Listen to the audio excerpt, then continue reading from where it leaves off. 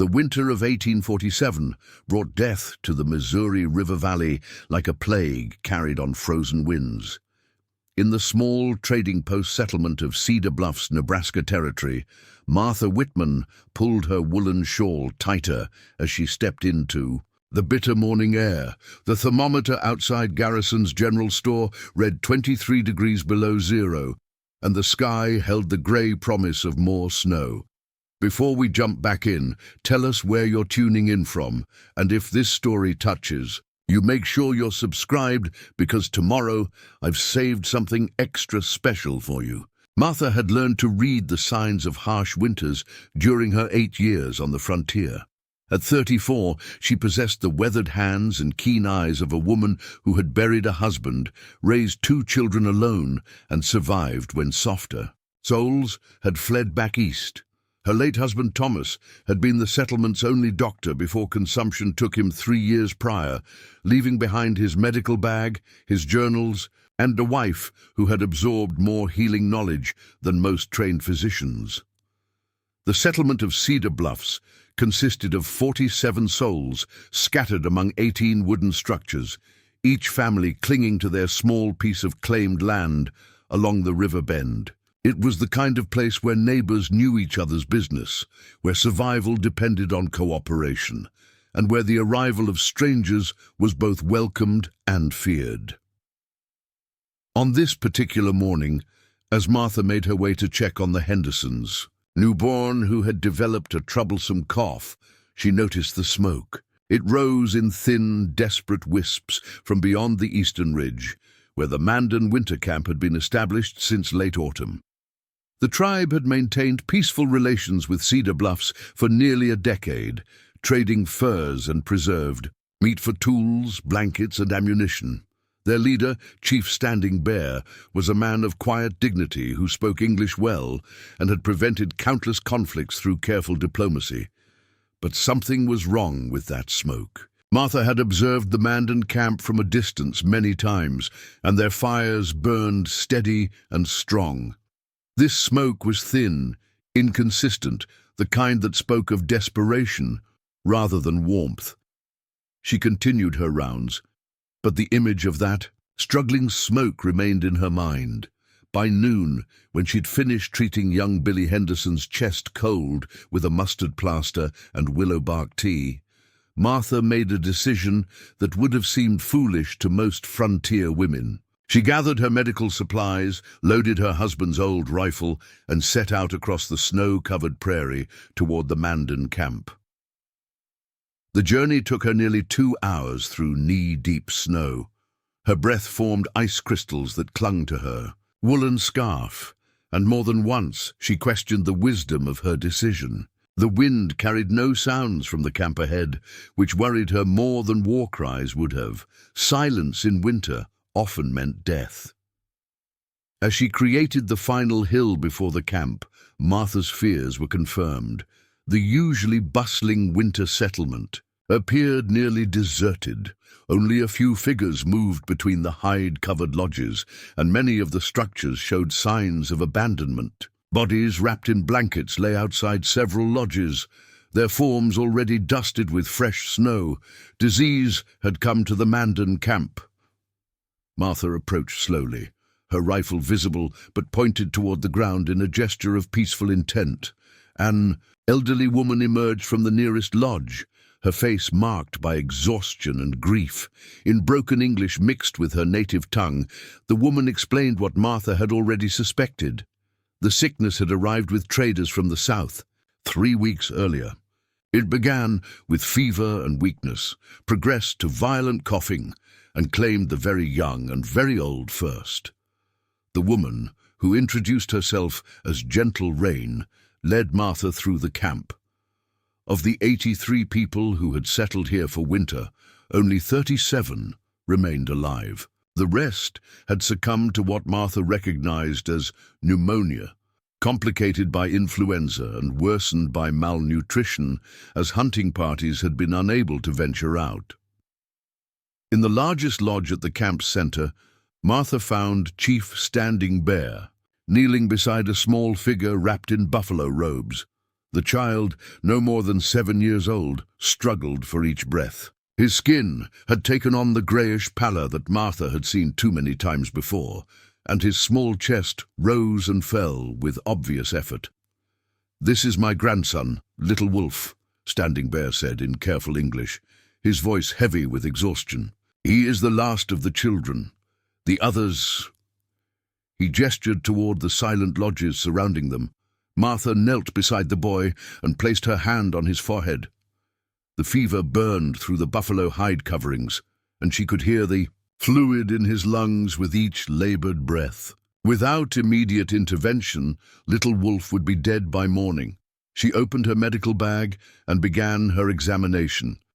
The boy's pulse was rapid and weak, his breathing shallow and irregular.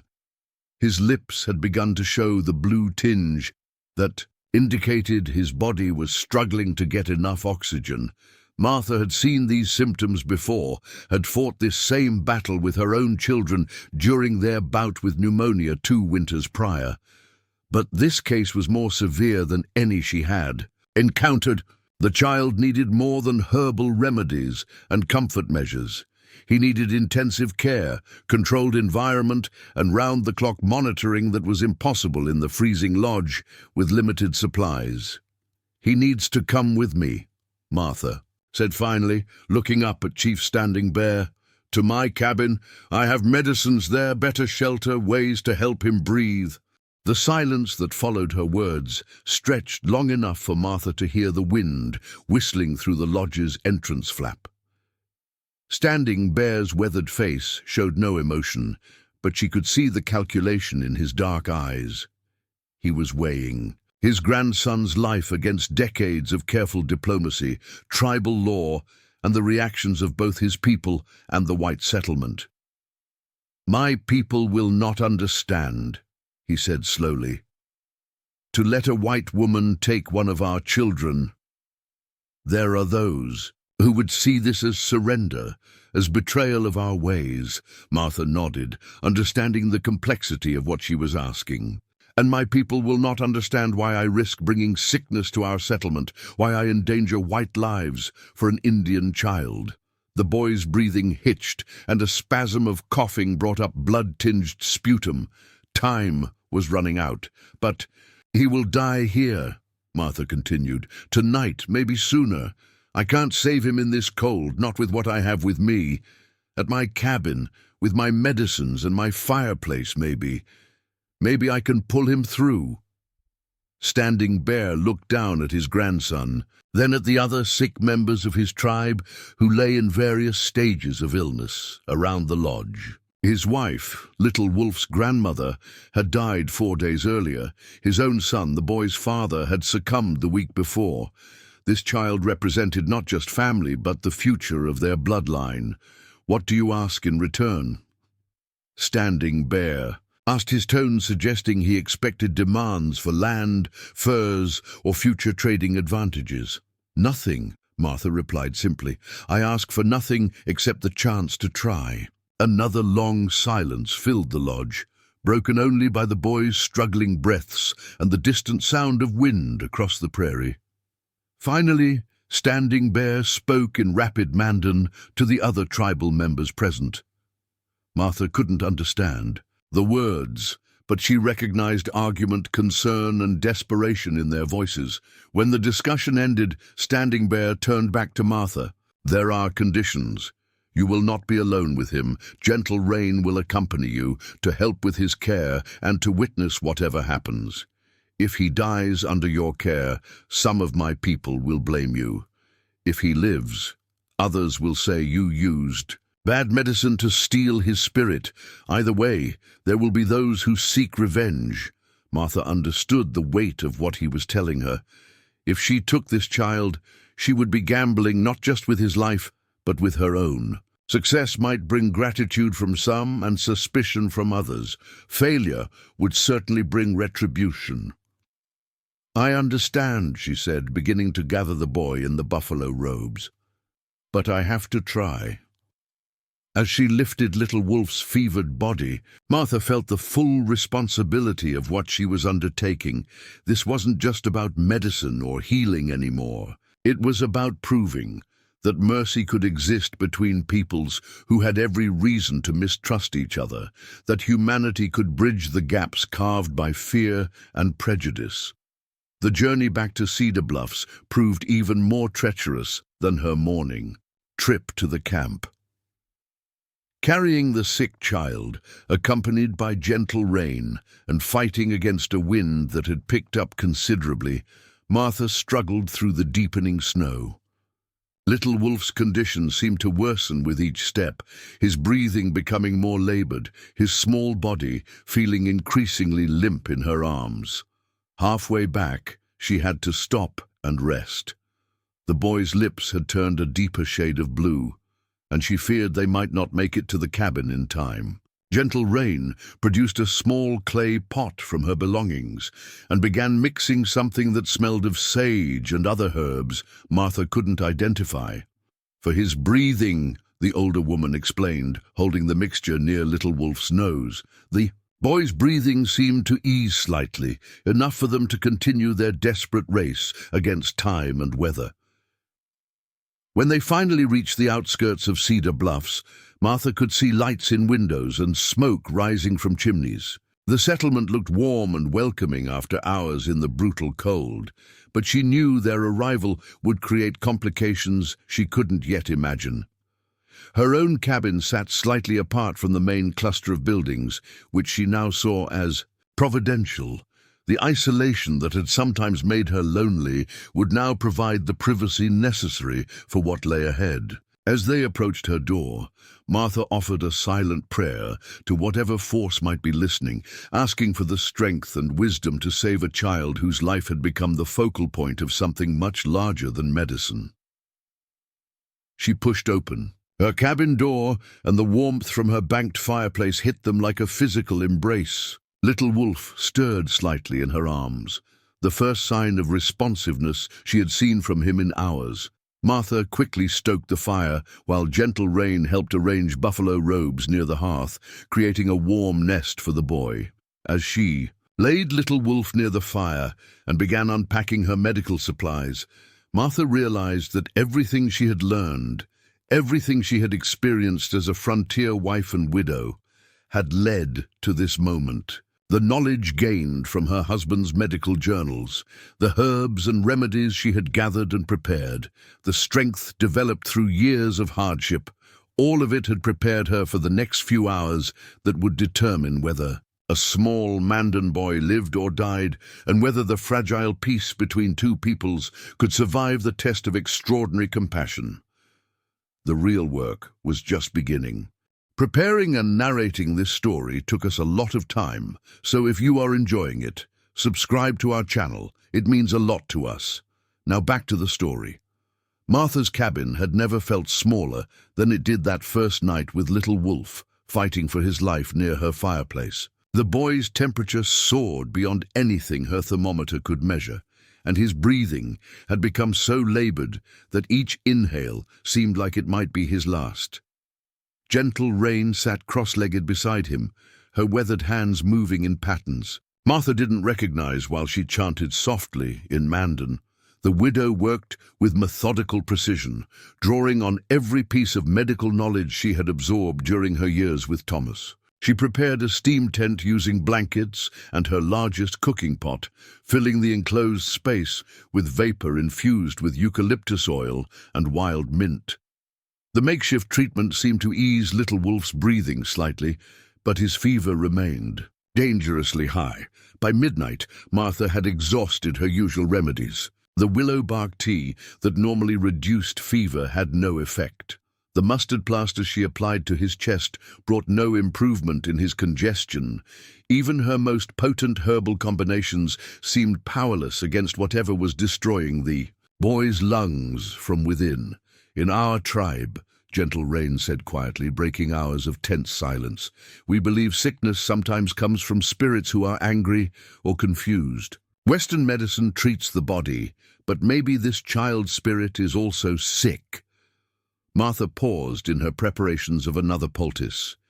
During her years on the frontier, she had learned to respect knowledge that came from sources her Eastern upbringing might have dismissed. What would your healers do? Gentle Rain reached into the leather pouch she carried and withdrew several items Martha had never seen before. Small carved bones, dried plants with an almost metallic smell, and a piece of smooth stone that seemed to catch the firelight in unusual ways. May I try our way alongside yours? The older woman asked. Martha nodded, understanding that they were both fighting the same battle from different approaches. As Gentle Rain began a ritual that involved burning certain herbs and speaking in low rhythmic Mandan, Martha continued her medical interventions with renewed determination. The combination seemed to create something neither could have achieved alone. Little Wolf's breathing, while still labored, became more regular. His fever, though high, stopped climbing. For the first time since they had arrived at the cabin, Martha allowed herself to hope they might save him. But their efforts had not gone unnoticed by the settlement. Just after dawn, Martha heard voices outside her cabin. Through her small window, she could see several figures approaching through the snow. Leading them was Samuel Crawford, the unofficial leader of Cedar Bluffs and owner of the largest farm in the area. Behind him walked Pastor Matthews, the Methodist minister who had arrived the previous spring, and three other men Martha recognized as some of the more influential settlers. The knock on her door came with the force of authority rather than neighborly concern. "Martha Whitman," Crawford's voice carried clearly through the wooden door. "We need to speak with you immediately." Martha glanced at Gentle Rain, who had positioned herself protectively near Little Wolf. The boy was awake now, though still weak, his dark eyes moving between the two women with a mixture of confusion and fear. "I'm caring for a sick child, Samuel," Martha called back. "Whatever this is about can wait." "No, it cannot." Pastor Matthew's voice joined the conversation. "We've heard reports that you've brought disease into our settlement, that you're harboring savages who could contaminate our families." Martha felt anger rise in her chest. She had expected this reaction, but the reality of facing it while fighting to save a child's life made the prejudice even more bitter. "This boy is dying. I'm trying to save his life." "At what cost?" Crawford demanded. "What about our children, our families? You have no right to risk everyone's safety for the sake of one Indian child." Through the window, Martha could see more. Settlers gathering. Word had spread quickly through the small community, and the crowd was growing. Some faces showed genuine concern about disease. Others displayed the harder expressions of those who saw any kindness toward Indians as betrayal. "I won't turn away a dying child," Martha said firmly, making no move toward the door. "And I won't abandon him to save myself from gossip and fear." The voices outside grew louder, more agitated. Martha could hear fragments of angry conversation, demands that she send the boy back to the Indian camp, threats to involve territorial authorities, suggestions that she had lost her mind in her isolation and grief. Gentle Rain spoke quietly in English, her words carefully chosen. "Perhaps I should take the boy back. This brings too much trouble for you." Martha looked down at Little Wolf, who was watching their conversation with intelligent eyes despite his weakness. The fever had broken sometime during the night, and, while he was still gravely ill, she could see improvement. His breathing was easier, his color slightly better. Most importantly, he was responsive, aware of what was happening around him. "He's not strong enough to travel," Martha said. "Moving him now could kill him." The discussion outside had grown into outright argument. Martha could hear women's voices now, including several she recognized as neighbors who had previously been friendly. The fear of disease, combined with long-standing prejudices against Indians, had transformed reasonable people into an angry mob. A new voice cut through the chaos outside, one that carried natural authority. "What exactly is the problem here?" Martha peered through her window and saw Dr. Harrison Blackwood approaching the group. He had arrived in Cedar Bluffs just 2 months earlier, a young physician from Chicago who had come west seeking opportunity and adventure. Unlike the established settlers, he had no history with the local Indian tribes and no investment in the community's existing tensions. Crawford immediately began explaining the situation, his words painting Martha as irresponsible and dangerous. Pastor Matthews added his concerns about disease and the precedent of harboring Indians. Several other voices joined in, creating a cacophony of fear and anger. Dr. Blackwood listened without interruption, then walked directly to Martha's door. "Mrs. Whitman, I'm Dr. Blackwood. May I examine the patient and assess the medical situation?" Martha hesitated. Allowing another doctor to see little Wolf meant exposing the boy to potential criticism of her treatment methods. But it also meant having medical support from someone who might carry more weight with the community. "Come in," she said, opening the door just wide enough for Dr. Blackwood to enter while keeping the crowd outside.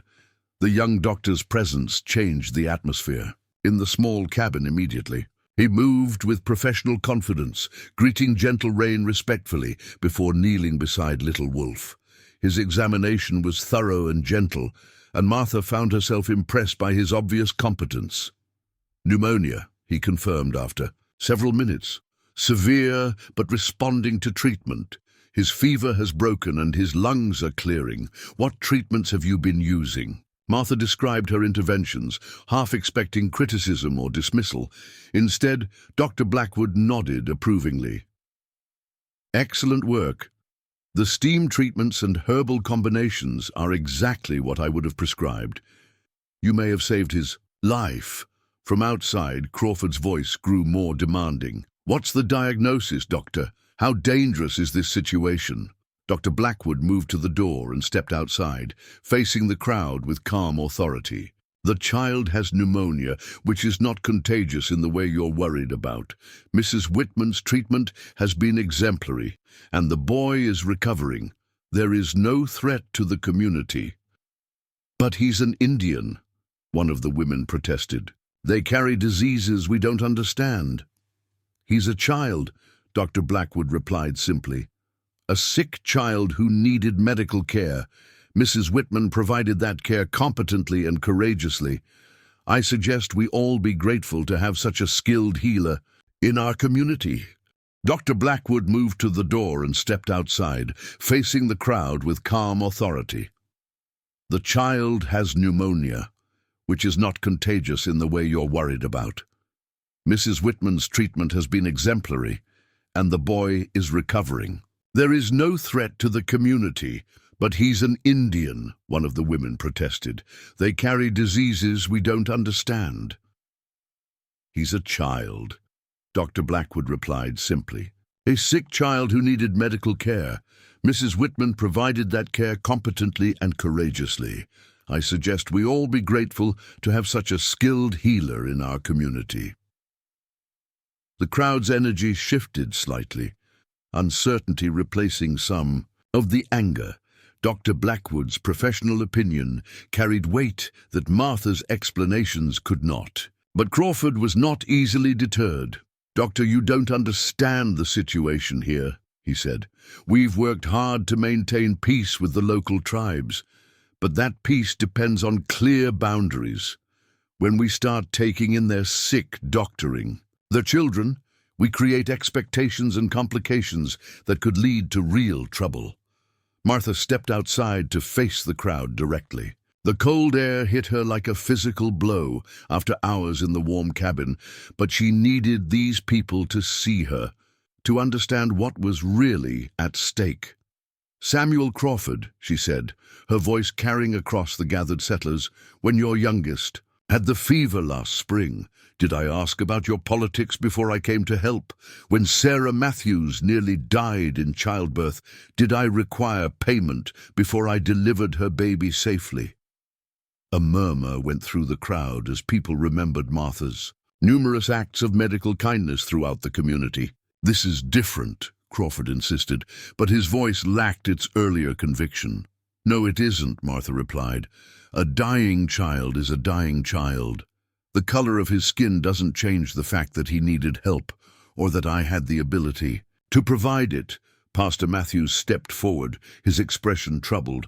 "Martha, I understand your Christian compassion, but we must also consider our responsibilities to our own people. What if helping this boy creates problems with the tribe? What if they see it as interference or worse? Then we'll deal with those problems when they arise," Martha said. "But I won't let a child die to avoid complications that might never happen." The standoff continued for several more minutes, with various community members voicing concerns, fears and opinions. Through it all, Martha stood her ground, supported by Dr. Blackwood's professional endorsement and her own reputation as a healer. Finally, it was the voice of an unexpected ally that began to turn the tide. "I think Martha's doing the right thing." The speaker was Rebecca Morrison, wife of one of the settlement's most successful farmers and mother of 4 children. She had always been somewhat reserved in community discussions, but her words carried weight among the other women. "My oldest boy was dying of the same sickness 3 years ago," Rebecca continued. "Martha sat up with him for 4 nights straight, using the same treatment she's using now. She saved his life when I thought we'd surely lose him." Another woman spoke up.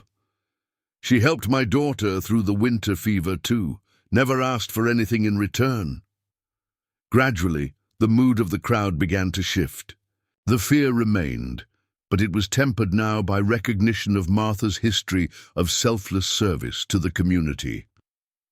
Dr. Blackwood's professional assessment had removed the immediate medical concerns, and the testimony of grateful mothers began to outweigh the voices of prejudice and fear.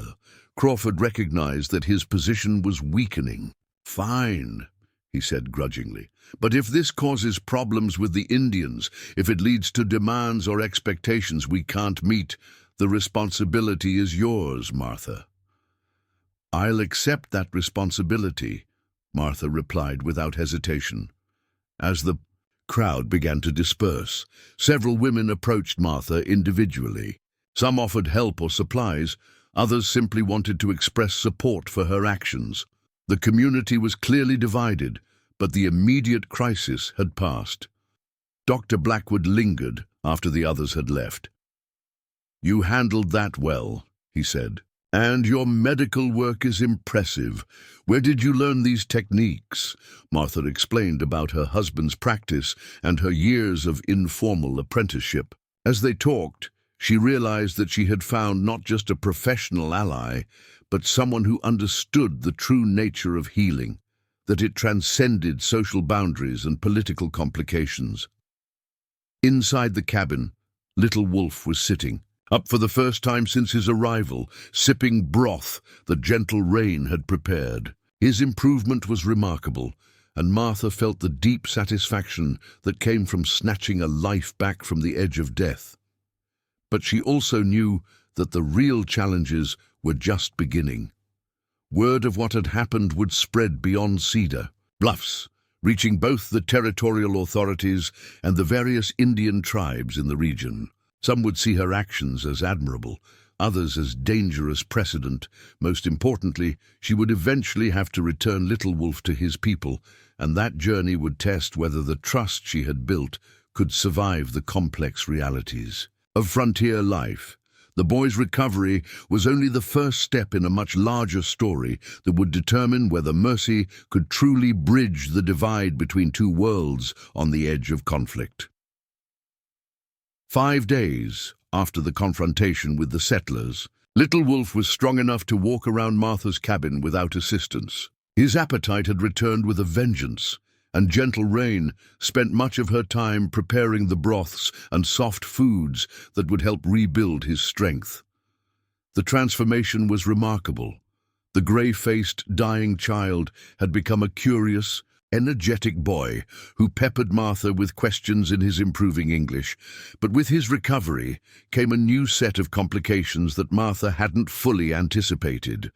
The first sign of trouble arrived in the form of Captain James Rutherford and 6 cavalry soldiers from Fort Kearny, riding hard through the snow-covered prairie towards Cedar Bluffs. Martha spotted them from her window as they approached the settlement, their blue uniforms stark against the white landscape. She had been expecting this visit since word of her actions had inevitably spread beyond the immediate community. Captain Rutherford was a career soldier in his mid-40s, weathered by years of frontier service and responsible for maintaining peace between white settlements and Indian tribes across a territory larger than most eastern states. His arrival meant that Martha's private act of mercy had become a matter of official military concern. The captain's first stop was Crawford's house, where Martha watched through her window as an animated discussion took place on the farmer's front porch.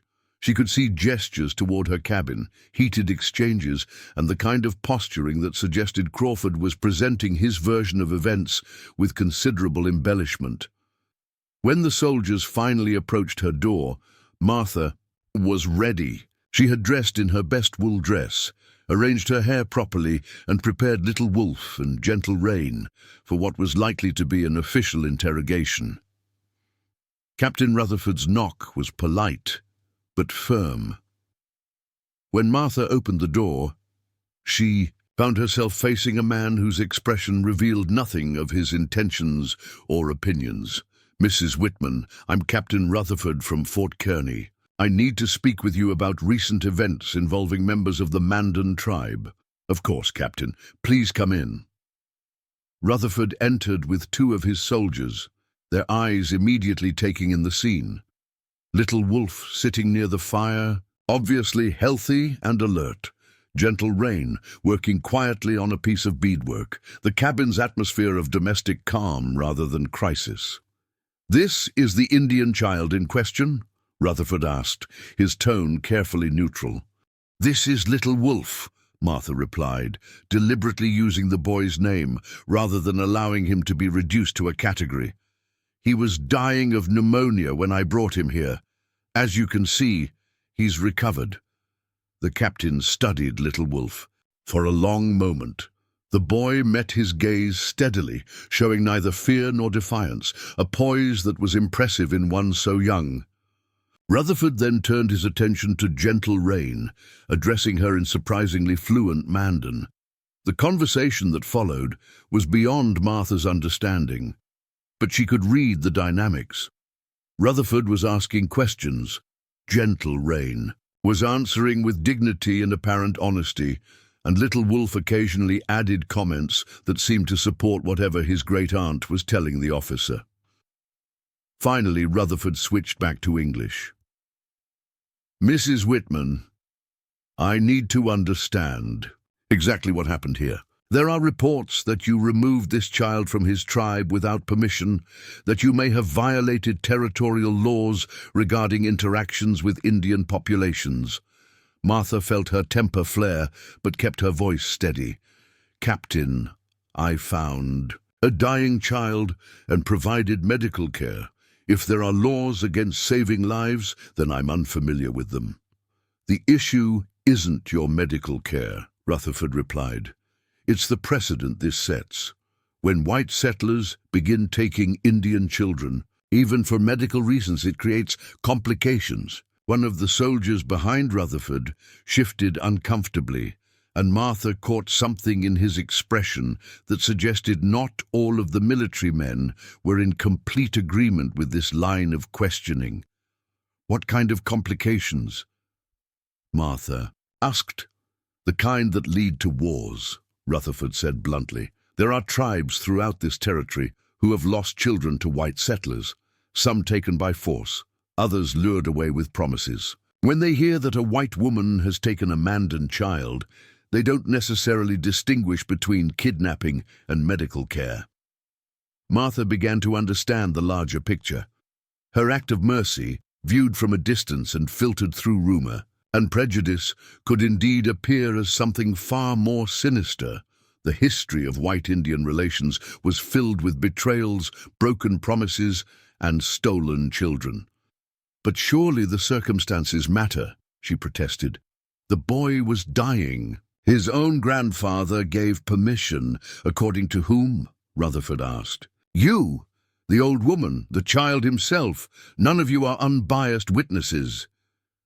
The accusation stung because Martha realized how her story might sound to skeptical ears.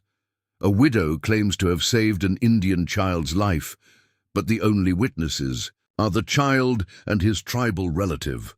How could anyone verify that the situation had truly been life-threatening or that proper permission had been given? Gentle Rain spoke up suddenly, her English careful but clear. "Chief Standing Bear did give permission, but there is more. The sickness came to our camp because of white traders. They brought diseases that killed many of our people. Some in the tribe now say this was done on purpose, that the traders were sent to make us weak." This was news that clearly troubled Captain Rutherford. "What traders? When did this happen?" 3 men, maybe 4 weeks ago. They came from the south, said they were traveling to the northern posts. They stayed 2 days, traded whiskey for furs. After they left, the sickness began." Martha watched the captain's expression change as he processed this information. If disease had indeed been introduced to the Mandan camp by white traders, either accidentally or deliberately, it completely altered the moral landscape of the situation. "Can you describe these traders?" Rutherford asked. Gentle Rain provided detailed descriptions of 3 men, including distinctive clothing, horses, and trade goods. One of the soldiers took notes as she spoke, and Martha could see recognition dawning in Rutherford's eyes. "The Morrison gang," the captain said quietly to his aide. "We've been tracking them for months. They've been trading contaminated goods and spoiled whiskey throughout the territory. The revelation changed everything. If Little Wolf's illness had been caused by criminals operating in violation of territorial law, then Martha's rescue of the child took on an entirely different character. She wasn't interfering in tribal affairs. She was helping to remedy damage caused by white lawbreakers. But the complications were far from over. As if summoned by some invisible signal, the sound of approaching horses drew everyone's attention to the window. This time, the riders wore no uniforms. Instead, they were a mixed group of men Martha didn't recognize, led by someone who carried himself with the confidence of either authority or trouble. Captain Rutherford cursed under his breath. "That's Territorial Commissioner Wallace. Someone must have sent word to the territorial capital. Commissioner Benjamin Wallace proved to be a politician first and everything else second. He arrived with an entourage that included a territorial marshal, a clerk who seemed to be recording every word, and 2 men whose roles were unclear but whose presence suggested official importance. Wallace's approach to the situation was entirely different from Rutherford's military pragmatism. Where the captain had been concerned with maintaining peace and understanding the facts, the commissioner seemed focused on public perception and political implications. "Mrs. Whitman," Wallace began without preamble, "you've created a situation that threatens the delicate balance we've worked years to establish with the Indian tribes. Your unauthorized intervention in tribal affairs could undo months of careful negotiation." Martha found herself caught between military authority and territorial politics, with Little Wolf's welfare hanging in the balance. "Commissioner, I provided medical care to a dying child. I don't understand how that threatens anything." "You don't understand because you're not responsible for maintaining peace across thousands of square miles of frontier territory," Wallace replied condescendingly. "When word spreads that white women are taking Indian children under the guise of medical care, it creates suspicion and hostility that can explode into violence." Dr. Blackwood chose that moment to arrive, having apparently heard about the official visitations. His presence added another layer of complexity to an already crowded cabin, but Martha was grateful for the medical support. Commissioner Wallace, Dr. Blackwood said, introducing himself with professional courtesy. I've examined both the patient and Mrs. Whitman's treatment methods. The child was indeed critically ill, and her intervention was medically necessary and expertly executed. Wallace dismissed the medical opinion with a wave of his hand. Doctor, the medical aspects are not in question. The political and legal implications are what concern us. Then perhaps, Dr. Blackwood replied with carefully controlled anger, your concerns are misplaced. When did saving lives become a political issue rather than a moral imperative? The tension in the small cabin was becoming unbearable. Outside, Martha could see that word of the official visits had drawn most of the settlement's population. People clustered in small groups, talking animatedly and gesturing toward her cabin. The entire community was being pulled into what had started as a simple act of medical mercy. Little Wolf himself had remained silent throughout the various discussions, but Martha noticed that he was watching everything with intelligent eyes, clearly understanding more than the adults realized. When Commissioner Wallace began discussing what should be done with him, whether he should be immediately returned to his tribe, held in territorial custody, or subjected to some other official disposition, the boy finally spoke. I want to stay with Martha until I am strong, he said in clear English. She saved my life. In my tribe, this creates bonds that cannot be broken by white man's laws. The simple dignity of the child's statement created a moment of silence in the crowded cabin. Here was the person at the center of all the controversy, speaking for himself with a wisdom that put the various officials maneuvering to shame. Captain Rutherford was the first to respond. Boy, what do you understand about what's happening here? I understand that my grandfather gave permission for Martha to help me because I was dying, Little Wolf replied. I understand that she risked her own people's anger to save my life. I understand that my tribe owes her a debt that must be repaid. And what about these traders who brought sickness to your camp? Wallace asked, apparently recognizing that the boy might provide crucial testimony. Little Wolf's expression hardened. They were bad men. They laughed when our elders got sick. One of them said the whiskey would make it easier to cheat in trading.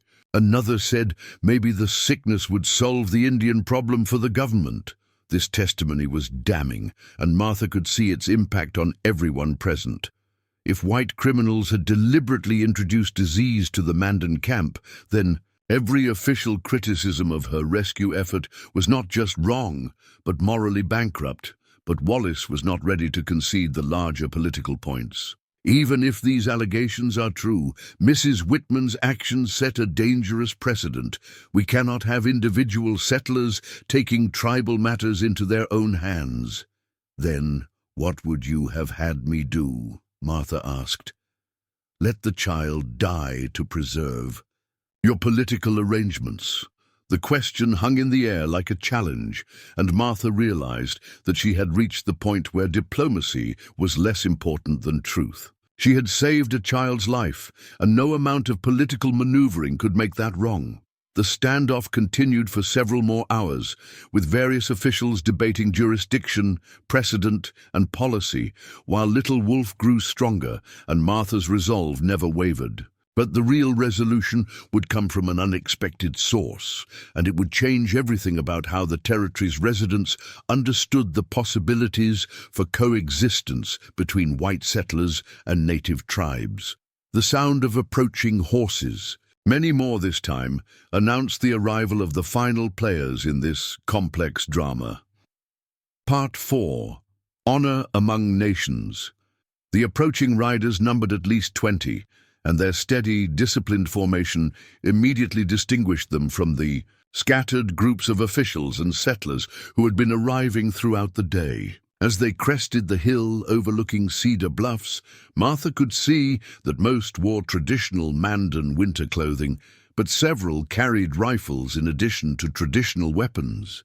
At the head of the group rode Chief Standing Bear himself, his presence transforming what had been a political discussion into something far more significant. Behind him came warriors Martha recognized from trading encounters, tribal elders whose authority extended beyond the immediate Mandan band, and most surprisingly, representatives from other tribes who had apparently joined this delegation. Commissioner, Wallace stepped to the window and cursed under his breath. This is exactly what I was afraid of. Now we have an armed Indian delegation riding into a white settlement. This could spark the very conflict I've been trying to prevent. Captain Rutherford, however, seemed less concerned about the military implications and more focused on the diplomatic opportunities. Commissioner, if Standing Bear has come personally, it means he wants to resolve this matter formally. That's actually better than having it fester as a source of ongoing tension. The delegation stopped just outside the settlement's main cluster of buildings, close enough to demonstrate their peaceful intentions, but far enough to avoid seeming threatening. Standing Bear dismounted and walked forward alone, his posture radiating the quiet dignity that had made him an effective leader for over 2 decades. Martha opened her cabin door before anyone could knock. "Chief Standing Bear, you honor my home with your presence." The old chief inclined his head respectfully. "Martha Whitman, I come to speak of my grandson and the debt my people owe you." His English was more formal than she remembered, suggesting this was an official rather than personal visit. Behind him, she could see the various officials emerging from her cabin, preparing for what promised to be a complex negotiation. "Your grandson is well," Martha replied. "He grows stronger each day." "May I see him?" Martha stepped aside. And Standing Bear entered the cabin where Little Wolf immediately rose to greet his grandfather. The reunion was touching but brief. A quick embrace, a few words in Mandan, and an obvious assessment of the boy's improved condition. "You have done what you promised," Standing Bear said to Martha. "My grandson lives because of your skill and courage." Commissioner Wallace stepped forward, clearly intending to control the conversation. "Chief Standing Bear, while we appreciate your gratitude toward Mrs. Whitman, this situation has created complications that extend far beyond one child's illness." The chief's gaze shifted to Wallace, with the kind of attention a predator gives to potential prey. "Commissioner, I have not come to discuss complications. I have come to honor a debt and to address crimes committed against my people." "Crimes?" Wallace asked, though his tone suggested he already suspected what was coming. Standing Bear gestured toward the door, and 2 of his warriors entered, carrying objects Martha immediately recognized. Bottles of the contaminated whiskey that had been traded to the Mandan camp, along with blankets that showed obvious signs of disease contamination. "The traders who brought sickness to my people left evidence of their intentions," Standing Bear said. "These blankets were used by white men who died of the same disease that killed my family. The whiskey was mixed with medicines that make sickness worse, not better." Dr. Blackwood stepped forward to examine the evidence, his medical training allowing him to identify things the others might miss. After several minutes of careful inspection, he straightened with a grim expression. "This is deliberate biological warfare," he announced. "The blankets show signs of being deliberately contaminated with infectious material. The whiskey has been adulterated with compounds that would suppress the immune system, making anyone who consumed it more susceptible to disease." The revelation hit the crowded cabin like a physical blow. What had been treated as a possible accident or coincidence was now revealed as premeditated murder on a scale that qualified as genocide. Captain Rutherford's military bearing shifted into something harder, more focused. "Chief, do you have descriptions of these traders? Anything that might help us track them down?" Standing Bear nodded and provided the same detailed descriptions that Gentle Rain had given earlier, but with additional information about their weapons. horses, and the direction they had travelled after leaving the Mandan camp. "The Morrison gang," Rutherford confirmed. "We've been hunting them for months, but this is the first evidence of deliberate biological warfare." Commissioner Wallace's political instincts were clearly struggling with the moral implications of what had been revealed. On one hand, the evidence of deliberate disease introduction completely vindicated Martha's actions. On the other hand, it created a scandal that could destroy his political career if not handled carefully. "Chief Standing Bear," Wallace said carefully, "if we can apprehend these criminals and bring them to justice, would that satisfy your tribe's demands for retribution?" The chief's expression didn't change, but Martha could sense the calculation behind his dark eyes. "Commissioner, my people have lost 37 lives to these criminals. Justice means more than simply catching them." "What do you want?" Wallace asked bluntly. "I want recognition that Martha Whitman acted to correct a crime committed by white criminals against my people. I want her actions honored rather than criticized, and I want protection for her and her settlement, because there will be others who see kindness to Indians as weakness to be exploited." The demand was both reasonable and politically explosive. By publicly honoring Martha's actions, the territorial government would be admitting that the disease outbreak had been caused by white criminals, that official policies had failed to protect peaceful tribes, and that a civilian woman had shown more wisdom and courage than trained officials. But Standing Bear wasn't finished. "There is more. My grandson's life was saved by this woman, which creates obligations under our law that white officials may not understand." Little Wolf spoke up from his position near the fireplace. "Grandfather, I want to learn the white medicine that saved me. Martha said she would teach me if my family agreed." This was news to Martha, who looked at the boy in surprise. They had indeed discussed medical techniques during his recovery, and he had shown remarkable aptitude for understanding healing methods. But she hadn't realized he was thinking in terms of formal apprenticeship.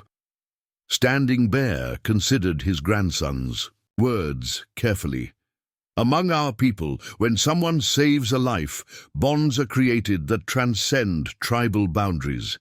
My grandson wishes to learn from his healer. This is his right." Commissioner Wallace saw immediately where this was heading. "You're talking about extended contact between your tribe and our settlement, regular interaction, ongoing relationships. That's exactly the kind of situation that creates complications." "Commissioner," Dr. Blackwood interjected, "you keep talking about complications as if they're worse than death. This boy wants to learn medicine. Mrs. Whitman is clearly qualified to teach him. What possible objection could anyone have to educating a child?" The question struck at the heart of the racial prejudices that underlay much of the official resistance to Martha's actions. The idea of a white woman teaching medical skills to an Indian child challenged assumptions about cultural superiority and social boundaries that many frontier officials took for granted. Captain Rutherford, however, was beginning to see larger strategic possibilities. "Chief, if your grandson learned white medical techniques, he could return to help his own people. That might prevent future medical crises that could destabilize the entire region." "Exactly," Standing Bear replied. "And if other tribes see that, peaceful contact with whites can bring benefits rather than just disease and death. It might encourage cooperation rather than conflict." Martha found herself at the center of a discussion that had evolved far beyond her original act of mercy. The simple decision to save a dying child was being transformed into a potential model for cross-cultural cooperation that could influence the entire territory's approach to Indian relations. But the political implications were staggering. If the territorial government officially endorsed this arrangement, it would be acknowledging that current policies were inadequate, that individual citizens sometimes showed better judgment than trained officials, and that cooperation with Indians was not just possible, but beneficial. Commissioner Wallace was clearly calculating the political costs and benefits of various courses of action.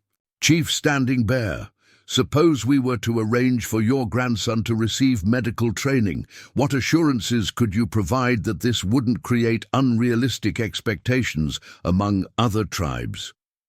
I can promise that my people will speak honestly about what happened here, Standing Bear replied.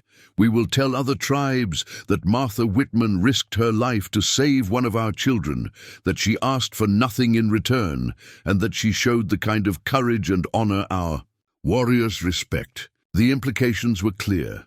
Martha's actions could become a powerful example of positive white-Indian relations, but only if they were officially supported rather than criticized. Dr. Blackwood stepped forward with a proposal that surprised everyone. I'd like to suggest a formal arrangement. Mrs. Whitman clearly has exceptional medical skills that would benefit from advanced training. I propose that she and Little Wolf both study medicine. She could enhance her knowledge while teaching him, and I could provide resources and supervision from the Territorial Medical Board.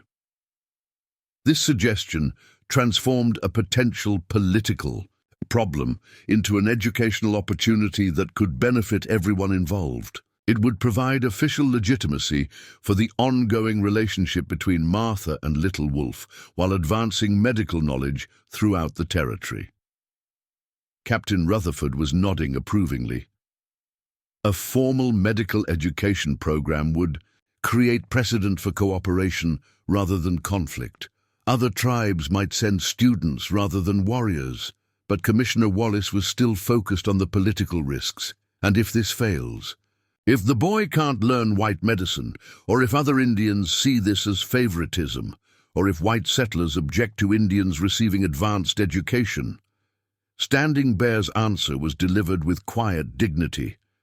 Commissioner, if we judge every act of courage by its potential for failure, no one will ever attempt anything worthy. Martha Whitman did not ask these questions when my grandson was dying. She simply acted with honor. The rebuke was gentle but unmistakable, and Martha saw its impact on everyone present. The chief had identified the fundamental moral issue, whether officials would support courage and compassion or allow fear and prejudice to prevail. Little Wolf chose that moment to demonstrate his own growing strength by standing and addressing the adults who were discussing his future. I want to learn white medicine so I can help my people when they are sick, but I also want to teach white people about our medicine because Gentle Rain's herbs helped save my life too. The boy's simple statement contained wisdom that had eluded the various officials throughout their complex negotiations. He was proposing not just learning from whites, but genuine cultural exchange that could benefit both communities. Dr. Blackwood was the first to recognize the brilliance of this approach. Combined medical training, traditional Indian healing methods alongside modern Western techniques, we could create something entirely new and more effective than either approach alone. The proposal was taking on a life of its own, growing from Martha's individual act of mercy into a comprehensive program that could transform relationships throughout the territory. But its success would depend on whether officials were willing to support innovation over convention, cooperation over suspicion. The sound of more approaching horses announced another complication. Through the window, Martha could see a group of settlers from surrounding communities, apparently drawn by news of the various official meetings taking place in Cedar Bluffs. Their expressions suggested they had come to voice opinions rather than seek understanding. The real test of whether courage and compassion could prevail over fear and prejudice was about to begin. The new arrivals represented a different kind of challenge than any Martha had faced so far. Unlike the officials who had come with legal authority or the tribal delegation that had come with diplomatic purpose, this group of settlers arrived with the raw emotions of people who felt their way of life was under threat. Leading them was Marcus Brennan, a rancher from 40 miles south, whose hatred of Indians was well known throughout the territory. He had lost his first wife and infant son in a Cheyenne raid 15 years earlier and had never forgiven any tribe for that tragedy. Behind him rode families from 3 different settlements, their faces showing the kind of determined anger that had sparked countless frontier conflicts. "Whitman!" Brennan's voice carried across the settlement as he dismounted near the growing crowd. "We heard you're harboring savages and making deals with Indian chiefs. Time to explain yourself to people who understand what's really at stake." Out here, Martha stepped outside to face this new challenge, very aware that Chief Standing Bear and his warriors were still present, that territorial officials were watching every development, and that the wrong word or gesture could ignite exactly the kind of violence everyone had been trying to prevent. "Marcus, I'm caring for a sick child who's now recovering. If that troubles you, perhaps you should examine your own conscience." Brennan's face flushed red with anger. "Don't lecture me about conscience, woman. I've buried a family killed by Indians.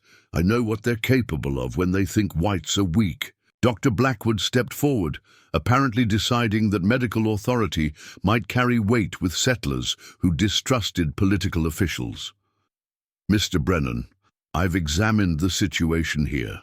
Mrs. Whitman provided emergency medical care that saved a child's life. There's nothing threatening about that." "Doctor, you're new here," replied Sarah Hutchins, a woman whose family had homesteaded near Brennan's ranch. "You don't understand how things work. When you start treating Indians like family, they start thinking they deserve the same rights as white folks. That leads to demands, then conflicts, then raids." Standing Bear had remained silent during this exchange, but Martha could see the tension in his posture.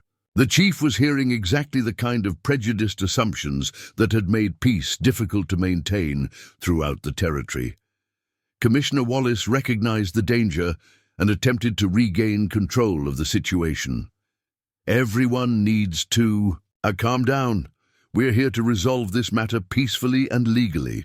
"Legally?" Brennan laughed bitterly.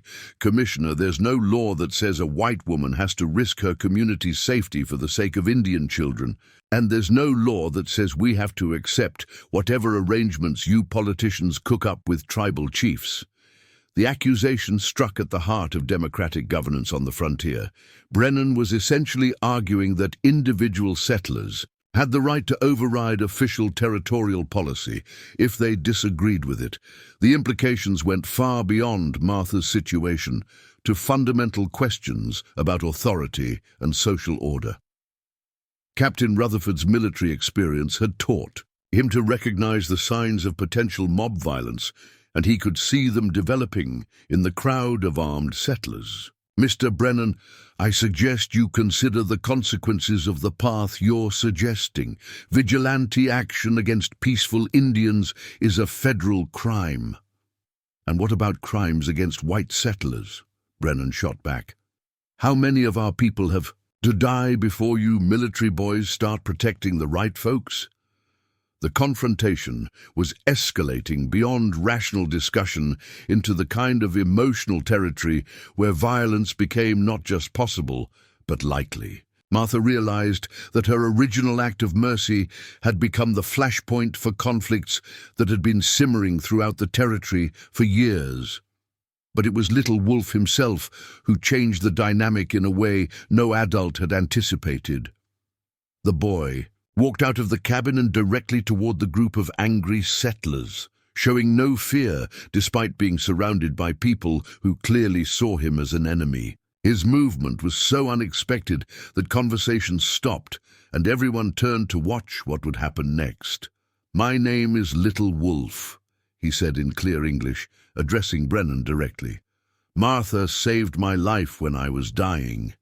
She asked for nothing. She risked her own people's anger to help me. In my tribe, this makes her a warrior of the highest honor." Brennan stared down at the child, his anger momentarily replaced by confusion. Whatever he had expected from this confrontation, it wasn't an articulate Indian boy speaking to him with calm dignity. "You want to know what kind of person Martha is?" Little Wolf continued. "When the bad white men brought sickness to kill my people, she came to help. When her own people said she was wrong, she still helped. When important men came to question her, she protected me. This is what honor looks like." The boy's words created a moment of uncomfortable silence. His obvious intelligence and articulate manner challenged the stereotypes that fueled much of the settlers' hostility toward Indians. More importantly, his testimony provided a child's perspective on events that adults had complicated with politics and prejudice. Sarah Hutchins was the first to respond.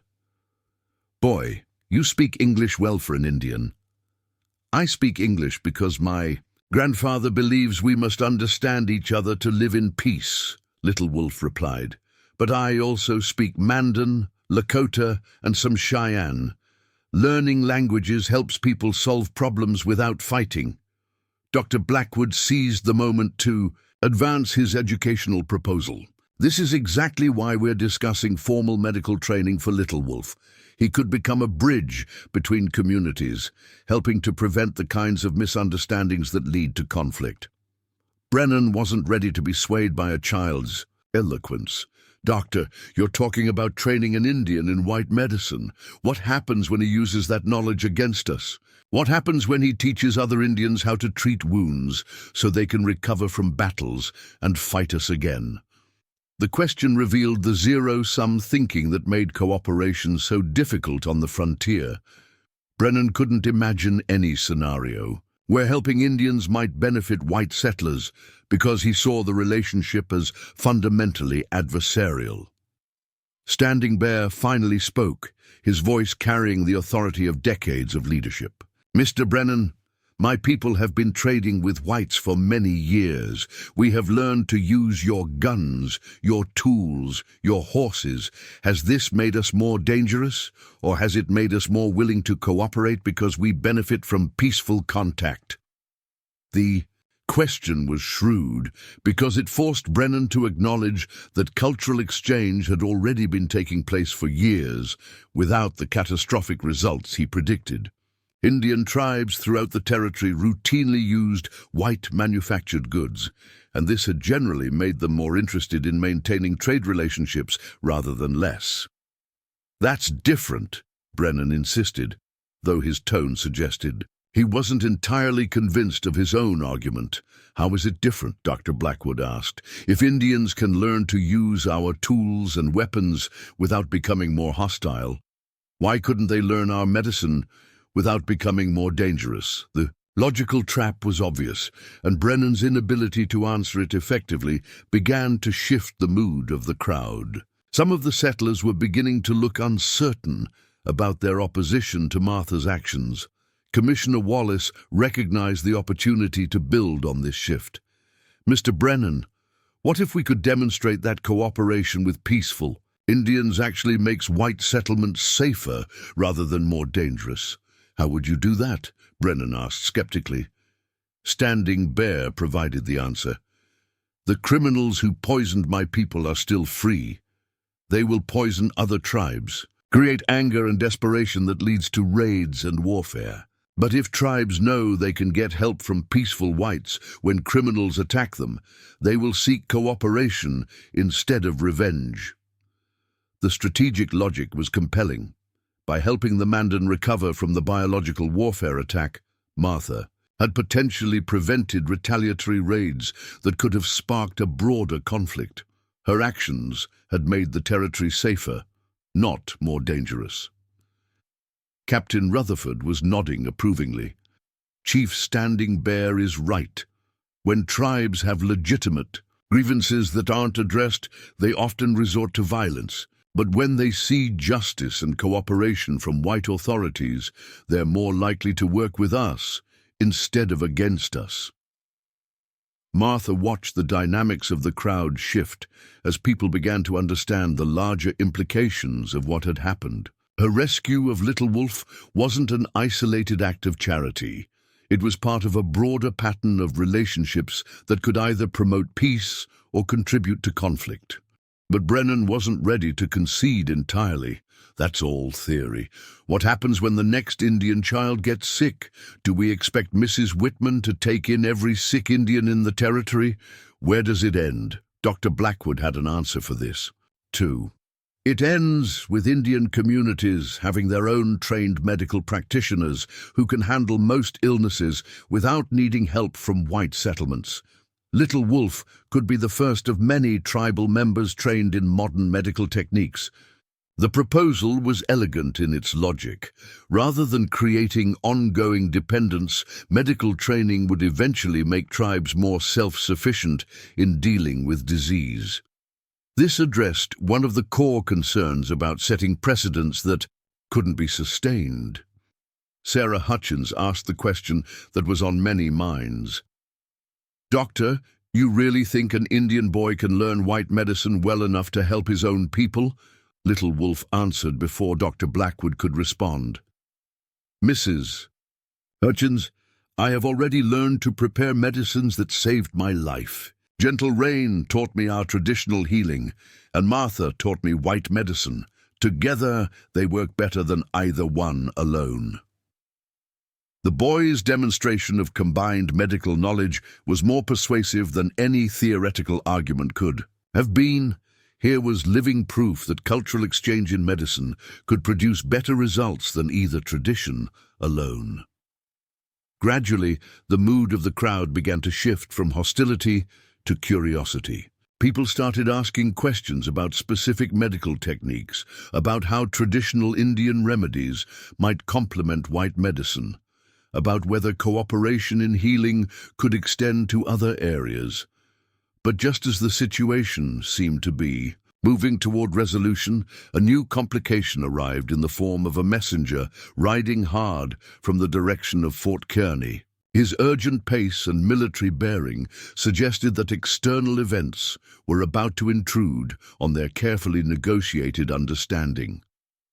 The message he carried would test whether the fragile trust they had built could survive the harsh realities of frontier politics and the wider conflicts that were beginning to reshape the entire American West. As the messenger dismounted and approached Captain Rutherford with obvious urgency, Martha realized that her small act of mercy was about to intersect with forces much larger than anything they had yet confronted. The messenger's name was Corporal David Fletcher, and the sweat on his horse, despite the bitter cold, indicated he had ridden through the night to deliver his urgent dispatch. Captain Rutherford took the sealed envelope with the gravity of someone who had received too many messages that changed everything in a single moment. As Rutherford read the contents, his expression shifted from concern to alarm to something approaching dread. The paper trembled slightly in his hands, and Martha could see him calculating implications that the rest of them couldn't yet understand. "What is it, Captain?" Commissioner Wallace asked, his political instincts clearly sensing that whatever news the messenger had brought would complicate an already delicate situation. Rutherford looked up from the dispatch, his eyes moving from Standing Bear to the crowd of settlers to Martha herself. "There's been an uprising at the Lakota Reservation 200 miles north. 3 agencies have been attacked, 7 agents killed, and approximately 400 warriors have left the reservation armed for war." The silence that followed this announcement was deafening. Everyone present understood the implications. A major Indian war was potentially beginning, and every white settlement in the territory was now at risk. Marcus Brennan was the first to speak, his voice carrying a mixture of vindication and fear.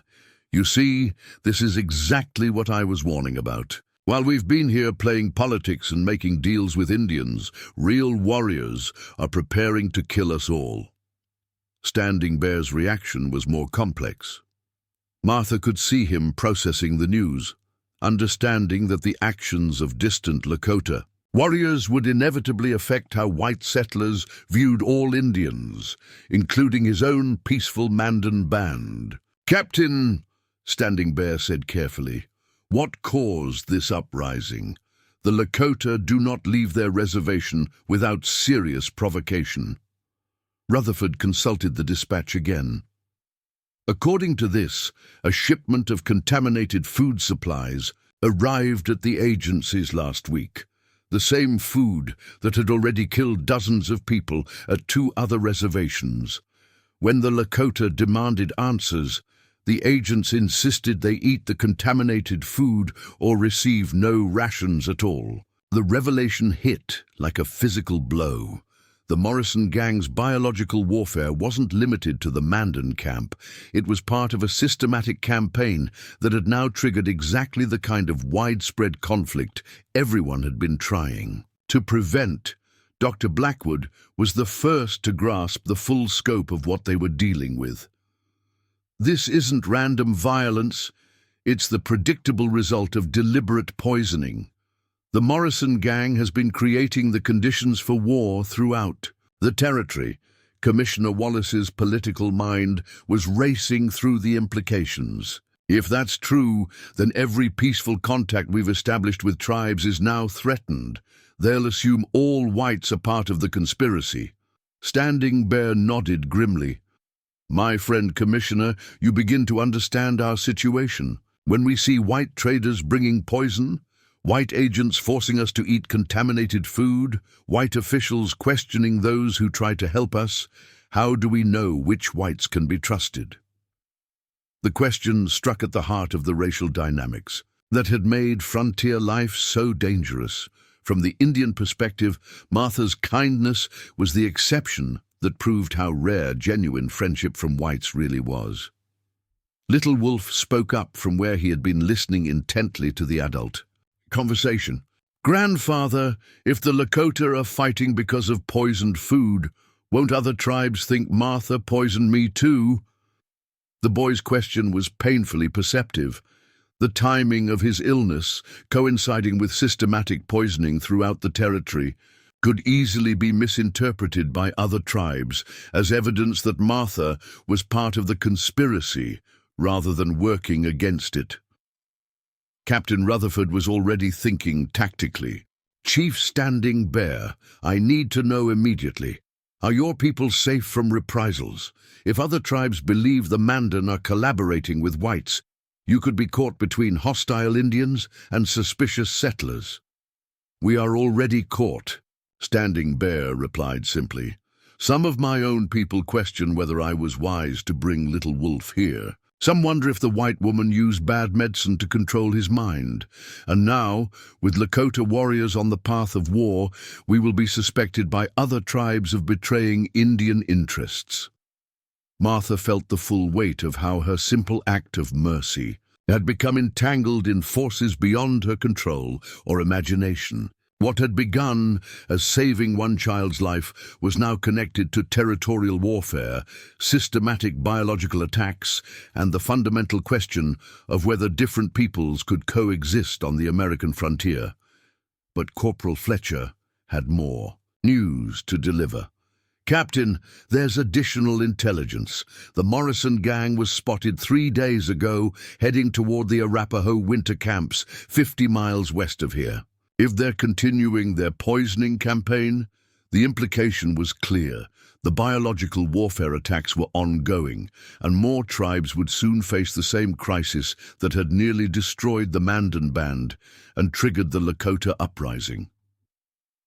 Dr. Blackwood stepped forward with urgent purpose. Captain, we need to warn the Arapaho immediately, and we need to capture the Morrison gang before they can poison anyone else. Doctor, I have 12 soldiers and responsibility for protecting dozens of white settlements across hundreds of square miles, Rutherford replied. I can't chase criminals and fight a war simultaneously. Standing Bear had been listening to this exchange with growing intensity. Captain, what if you didn't have to choose between those tasks? What do you mean? My warriors know this territory better than your soldiers. We can track the Morrison gang faster than any cavalry unit, and we have more reason than anyone to want them stopped. The proposal was audacious, a formal alliance between military forces and Indian warriors to pursue the criminals who were threatening both white and Indian communities. But it also represented exactly the kind of cooperation that could transform the territory's approach to Indian relations. Commissioner Wallace immediately saw the political dangers. "Chief, you're talking about armed Indians operating alongside federal troops. If word of that spreads, it could cause panic throughout every white settlement in the territory." "Commissioner," Martha said, surprising herself with her boldness, "word of poisoned food and dead children has already caused panic. Maybe it's time to try cooperation instead of suspicion." Marcus Brennan had been listening to this discussion with growing agitation. "You people have lost your minds. You want to arm hostile Indians and send them out to hunt white men. That's not cooperation. That's declaring war on your own people." Dr. Blackwood turned to face Brennan directly. "Mr. Brennan, the Morrison gang has killed 47 Mandan, caused the Lakota uprising, and is heading toward the Arapaho camps. They're not our people. They're criminals who are destroying any chance for peace in this territory." The moral clarity of Dr. Blackwood's statement began to shift the crowd's perspective once again. The Morrison gang's actions had gone far beyond individual crimes to become a threat to every community, white and Indian alike. Little Wolf provided the insight that crystallized everyone's thinking. The bad men want Indians and whites to fight each other. That's why they poison my people and make it look like all whites are enemies. But if Indians and whites work together to stop them, we prove they failed. The boy's analysis was remarkably sophisticated for someone his age, and it reframed the entire situation in terms of resistance to manipulation rather than racial conflict. Captain Rutherford was beginning to see the strategic possibilities. A joint force could move faster, cover more territory, and demonstrate to other tribes that not all whites support what the Morrison gang is doing. Standing Bear nodded. "And it would show my people that seeking justice through cooperation is better than seeking revenge through warfare." Commissioner Wallace was still calculating political risks. What happens if this joint operation fails? What happens if there are casualties on both sides? What happens if other settlers see federal troops cooperating with Indians and decide the government has abandoned them? Martha had reached her limit with political calculations that prioritized perception over principle. "Commissioner, what happens if we do nothing? The Morrison gang continues poisoning people, more tribes go to war, and innocent people on both sides die while officials worry about public opinion." Her challenge was direct and unanswerable. The crisis had progressed beyond the point where cautious incrementalism could address the scope of the threat they were facing. Dr. Blackwood proposed a practical solution. What if we combine the pursuit of the Morrison gang with a medical mission to Arapaho? If we can warn them about the contaminated supplies and provide medical support, we prevent another outbreak while demonstrating positive cooperation. The proposal brilliantly addressed multiple objectives simultaneously, stopping the criminals, preventing another tribal uprising, and showing that cooperation between whites and Indians could produce beneficial results for everyone. Standing Bear was nodding approvingly. "Doctor, this plan honors both justice and healing. My warriors will provide tracking and security, your soldiers will provide official authority, and the white medicine woman will provide healing knowledge that saves lives." "Wait," Martha said, realizing what was being proposed. "You want me to go with this expedition?" "Mrs. Whitman," Captain Rutherford said, "you're the one person in this territory who has demonstrated that cooperation between whites and Indians can work. Your presence would prove to the Arapaho that not all whites are their enemies." The request was both an honor and a potentially deadly assignment, traveling across hostile territory with a mixed force of soldiers and Indian warriors to intercept criminals, and provide medical aid to a tribe that might not trust any whites would test every skill and courage Martha possessed. But Little Wolf made the decision for her. I want to go too.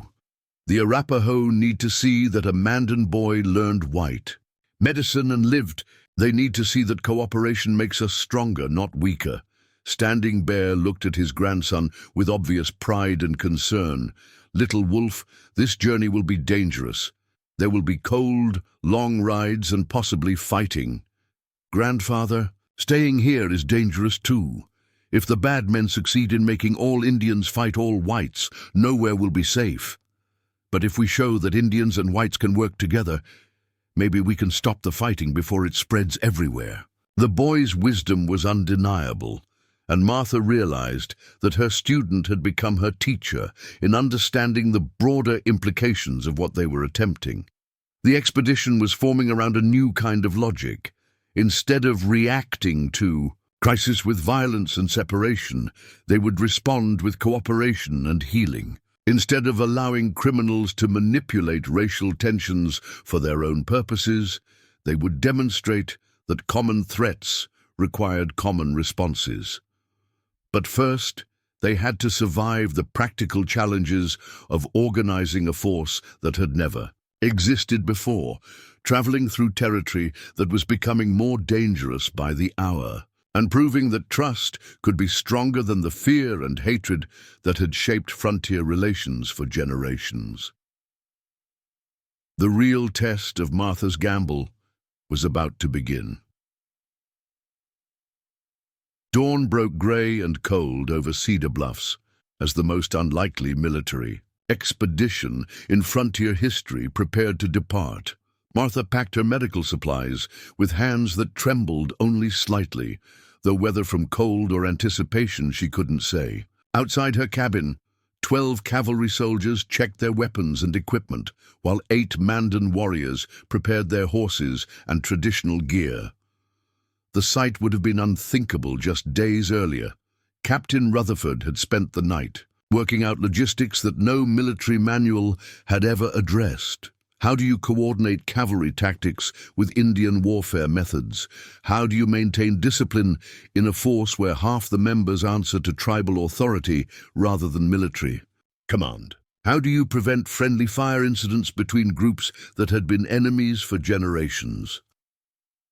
Dr. Blackwood emerged from the trading post carrying additional medical supplies donated by various settlers. The community's response to the expedition had been mixed but surprisingly supportive once people understood they were hunting the criminals responsible for the current crisis. Even some of Brennan's supporters had contributed supplies when they realized the Morrison gang threatened white settlements as much as Indian villages. Little Wolf checked his own small pack with the serious demeanor of someone much older than his 7 years. Standing Bear had initially resisted allowing his grandson to join such a dangerous mission, but the boy's argument had been compelling. The Arapaho needed to see living proof that cooperation between whites and Indians could produce positive results. Mrs. Whitman, Gentle Rain, approached with a leather pouch containing traditional healing supplies. These medicines work differently than yours, but together they may save lives that neither could save alone. Martha accepted the gift with gratitude, understanding that she was being entrusted with knowledge that few whites had ever been allowed to learn. The expedition was becoming an exchange of cultures as much as a pursuit of criminals. Sergeant Michael O'Brien, Rutherford's most experienced non-commissioned officer, had the practical soldier's ability to focus on logistics rather than politics. "Ma'am, we've got provisions for 10 days, though we're hoping to intercept the Morrison gang within 5. Weather's holding, but there's snow coming from the west that could complicate things." The weather was indeed a concern. February on the Great Plains could shift from tolerable to deadly within hours, and they would be traveling through territory with limited shelter and no friendly settlements. Stone Eagle, Standing Bear's War. Chief had his own concerns about the expedition's composition. Speaking in Mandan to his chief, he gestured toward the soldiers with obvious skepticism. Martha couldn't understand the words, but the meaning was clear. How could they trust white soldiers not to turn on them once they were away from witnesses? Standing Bear's response was delivered with the patient authority of someone who had navigated decades of delicate negotiations. When he finished, Stone Eagle nodded reluctantly, though his expression remained guarded. Stone Eagle worries that your soldiers will see only enemies once we're on the trail, Standing Bear explained to Captain Rutherford. He has fought against cavalry before. Trust does not come easily. Rutherford understood the concern. Chief, my men have their orders, and those orders are clear. We're hunting criminals, not fighting Indians. Anyone who can't follow those orders will be left behind. The captain's declaration was tested immediately when Private Johnson, a young soldier from Tennessee, spoke up with obvious reluctance. Sir, begging your pardon, but how do we know these Indians won't lead us into an ambush? How do we know this isn't all some trick to get our guard down? The question hung in the cold morning air like a visible challenge. Martha could see the Mandan warriors watching for Rutherford's response, understanding that the expedition's success depended on whether white military authority could control the prejudices of individual soldiers. Private Johnson, Rutherford's voice carried the edge of command authority. These Indians are risking their lives to help us stop the people who murdered their families. If you can't see the difference between allies and enemies, maybe you're not ready for this mission. Johnson's face flushed red, but he nodded acceptance of the rebuke. The exchange had served a crucial purpose, establishing that cooperation was not just suggested, but required. Dr. Blackwood mounted his horse with the awkward grace of someone more comfortable in medical clinics than on horseback. Captain, once. We reach the Arapaho camp. How long do we have before the Morrison gang arrives?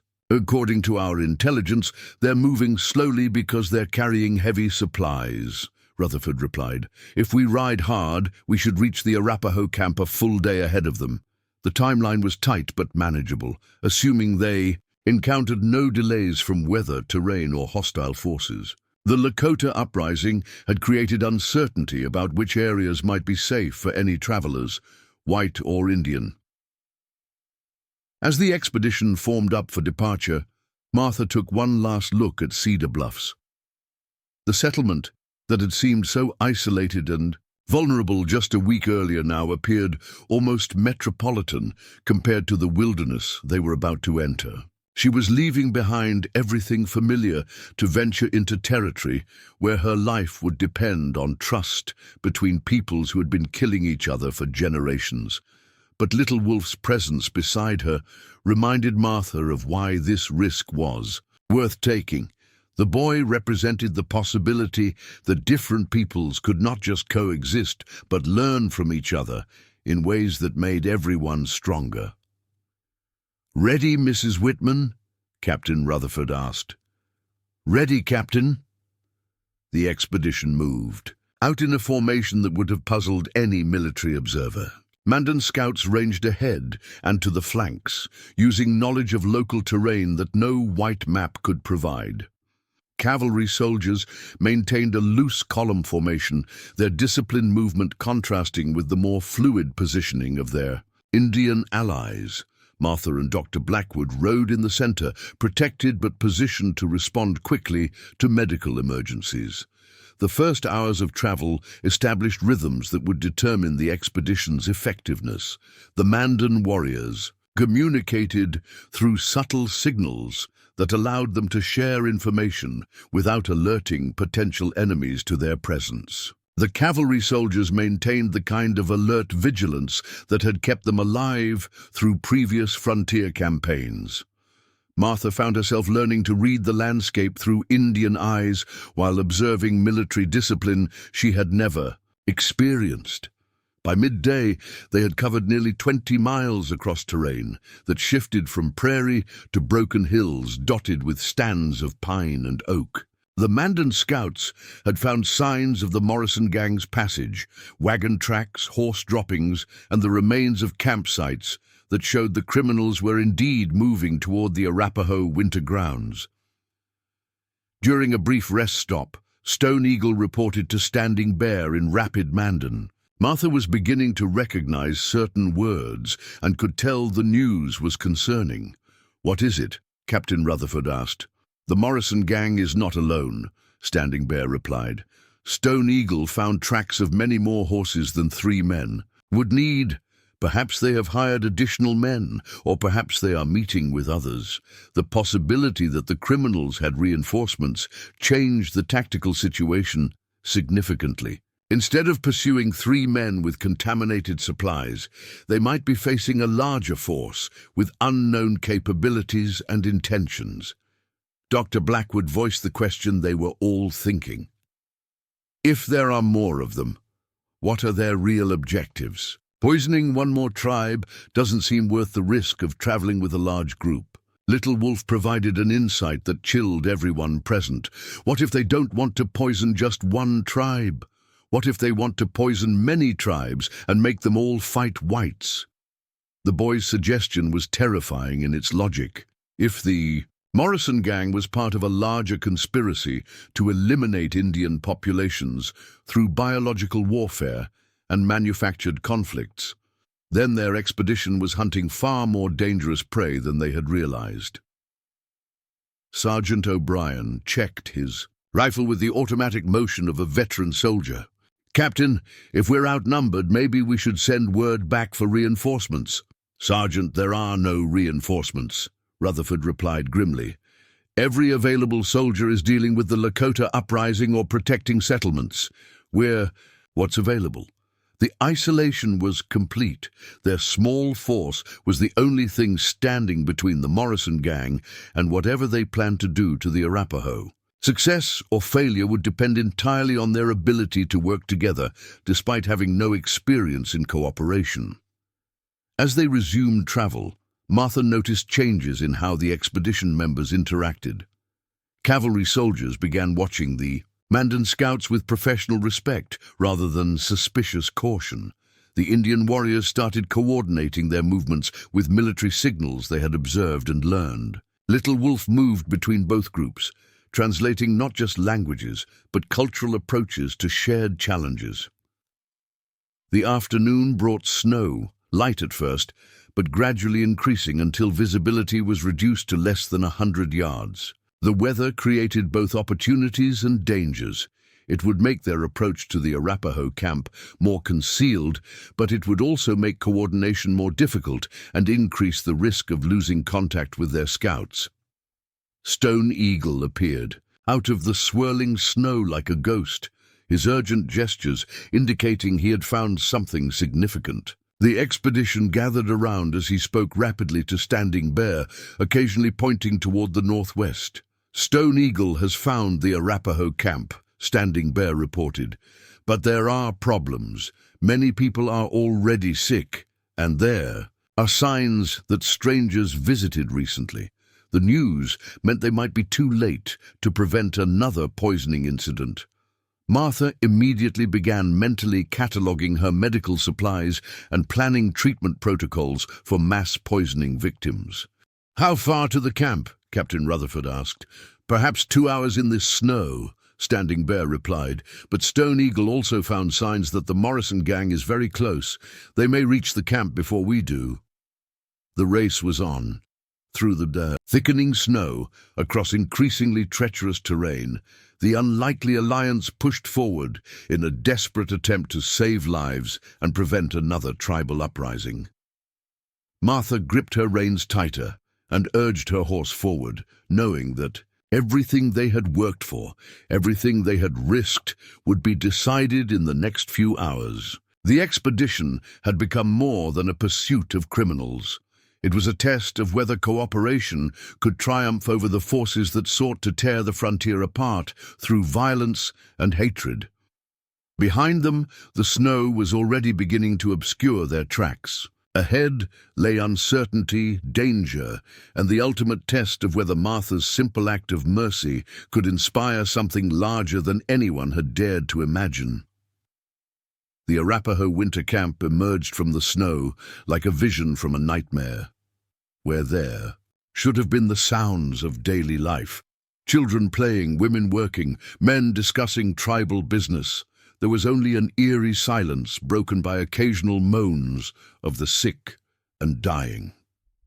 Smoke rose weakly from fewer than half of the lodges, and bodies wrapped in blankets lay outside several dwellings, already being claimed by the snow. Martha's medical training took over as she surveyed the scene. This wasn't the early stages of illness she had found at the Mandan camp. This was a community in the final throes of systematic biological warfare, with the poisoning having progressed far beyond what herbal remedies or basic medical care could address. "Dear God," Dr. Blackwood whispered beside her, his professional composure cracking at the scope of human suffering spread before them. Captain Rutherford was already deploying his soldiers in defensive positions around the camp's perimeter while Stone Eagle and the other Mandan scouts melted into the surrounding terrain to watch for the Morrison gang's approach. The tactical situation was becoming clear. They had arrived at the Arapaho camp just ahead of their quarry, but they were now committed to defending a position filled with dying people who might not trust their intentions. An elderly Arapaho man emerged from the largest lodge, his movements betraying both illness and wariness. He carried a rifle but held it in a way that suggested he was too weak to use it effectively. His eyes moved from the cavalry soldiers to the Mandan warriors to Martha and Dr. Blackwood, clearly trying to understand what this mixed force wanted from his suffering people. Standing Bear dismounted and approached the elder with the formal bearing appropriate for addressing a leader of another tribe. The conversation that followed was conducted in a mixture of Arapaho, Mandan, and hand signs that Martha was beginning to recognize as the universal language of Plains Indian diplomacy. "This is Chief Greyhawk," Standing Bear reported after several minutes of discussion. "He says the sickness began 3 days ago after traders brought gifts of food and blankets. Many people are already dead and more die each day." The timeline confirmed their worst fears. The Morrison gang had reached the Arapaho camp before them and had already accomplished their murderous work. But the presence of the joint expedition meant this attack wouldn't go unanswered, as previous incidents had. Dr. Blackwood was already unpacking his medical supplies. "Mrs. Whitman, we need to establish a treatment area immediately. Even if we can't save everyone, we might be able to help some of them recover." Martha nodded and began organizing her own supplies, but she was also thinking tactically. If the Morrison gang was nearby, they would likely return to observe the results of their biological attack. The expedition needed to be ready for confrontation while simultaneously providing medical care to the victims. Little Wolf approached Chief Greyhawk directly, speaking in careful Arapaho that he had apparently learned from other tribal contacts. The boy's youth and obvious sincerity seemed to reassure the elderly chief, who listened intently to whatever the child was telling him. "What is Little Wolf saying?" Martha asked Standing Bear. "He is telling Greyhawk that white medicine saved his life when our people faced the same sickness. He is asking permission for you to help the Arapaho people as you helped the Mandan." The request was both simple and profound. Little Wolf was serving as a bridge between peoples who had no reason to trust each other, using his own experience to demonstrate that cooperation was possible even in the midst of crisis. Chief Greyhawk's response was delivered with the dignity of a leader who knew his people were dying but refused to abandon hope. Standing Bear translated, "He says the Arapaho welcome help from anyone who comes with healing rather than harm. But he warns that the men who brought the poison said they would return with soldiers to finish what the sickness started. The revelation hit like a physical blow. The Morrison gang wasn't just engaging in biological warfare. They were planning to follow up their poisoning attack with direct violence, using the weakened state of the tribe to accomplish what disease hadn't finished. Captain Rutherford's military experience immediately grasped the implications. They're using biological warfare to soften the target before a conventional attack. That's why they have additional men. They're planning a massacre. The strategy was diabolically effective. By poisoning the tribe first, the criminals could claim they were simply finishing off a group that was already dying, making their actions appear like a mercy killing rather than deliberate murder. Martha felt anger rise in her chest like a physical force. The systematic nature of the attack, the calculated cruelty of weakening people before killing them, the cynical manipulation of racial prejudices to cover mass murder, it was evil on a scale that challenged her faith in human decency. But she channeled that anger into determination. "Dr. Blackwood, let's get to work. We may not be able to save everyone, but we can make sure some of these people survive to tell the world what really happened here." They established their medical station in the center of the camp, where they could treat the most critical cases while remaining protected by the soldiers' defensive perimeter. The work was heartbreaking. Many of the victims were beyond help, their bodies too damaged by the sophisticated poisons the Morrison gang had introduced to their food and water supply. But some could still be saved.